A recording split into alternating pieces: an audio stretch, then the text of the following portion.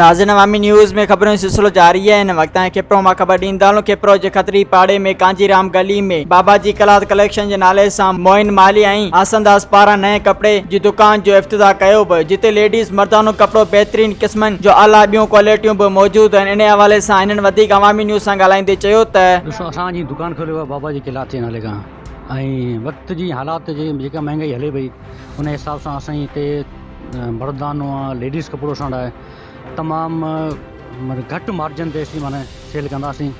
ऐं सभिनी खे रिक्वेस्ट कंदासीं त अचो हिकु चकर असां दुकान ते शइ वठी वञो, ऐं कपिड़ो वठी वञो। तमामु आला क्वालिटी जो कपिड़ो असां आंदो आहे, नवां ब्रांड आहिनि, लेडीज़ जेंट्स हर वैरायटी तव्हांखे हिते मिलंदी ऐं तमामु घटि मार्जिन ते असीं माना कमु कंदासीं। मुझे तो पुराणो कम आहे कपिड़ो, पर दोस्त मोहनलाल सां गॾु हींअर पार्टनरशिप में कमु कयां थो। मूं दुकान जी ब्रांडेड आइटम भी रखिया आहिनि, जंहिंमें रेप्लिका आहे, मर्दानो वैरायटी में अलकरम गुल अहमद वग़ैरह जी वैरायटियूं रखियूं आहिनि। ऐं उन खां अलावा हिकु महांगाई जे दौर में मूं 700 रुपये जो वॻो बि एडवर्टाइज़ जे लाइ हलायूं पिया असां।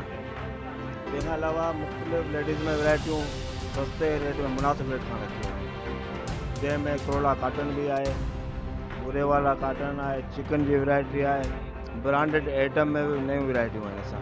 आउं सम्झां थो त शहर वारनि जे लाइ इहा हिकिड़ी सुठी सहूलियत आहे ऐं मुंहिंजे ख़्याल में अहिड़े क़िस्म जो आला मयार जो कपिड़ो शहर खिपरो में हरू भरू मौजूदु न हुयो। त काफ़ी माण्हू अहिड़ा जेके हिन कम लाइ मीरपुर हैदराबाद जो रुख़ कंदा हुआ, त उन्हनि जे लाइ इहा हिकिड़ी ख़ुशख़बरी आहे। ऐं मुंहिंजो ख़्यालु आहे त इहे मयारी कपिड़ो मिलंदो त शहर वारनि खे काफ़ी फ़ाइदो थींदो। तीन दुकान खुलियो आहे पाड़े में बाबाजी क्लॉथ जे नाले खां।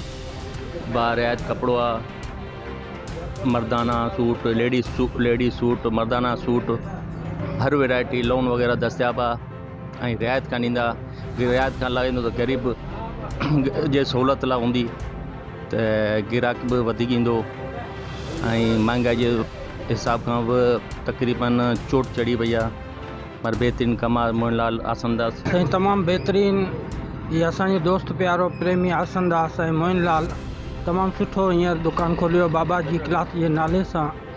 तमामु बेहतरीन क्वालिटी आहे, सुठो कपिड़ो आहे, लेडीज़ मर्दाना वारनि जो तमामु बेहतरीन आहे। मार्केट में पहिरियों दफ़ो अहिड़ो दुकान खुलियो आहे जेको बारियात सां जेको आहे सो कपिड़ो मिलंदो। मोहनलाल जेको ही दुकान खोलियो आहे खिपरो शहर में जी, तमामु बहितरीनु दुकान खोलियो आहे, जंहिंमें जे मर्दानो कपिड़ो बि आहे, लेडीज़ जो कपिड़ो बि आहे ऐं बारियात आहे। जेको हैदराबाद या कराची में जेके बि सुठी क्वालिटी जो कपिड़ो आहे उहो कपिड़ो बि हिते पियो आहे ऐं बारियात आहे।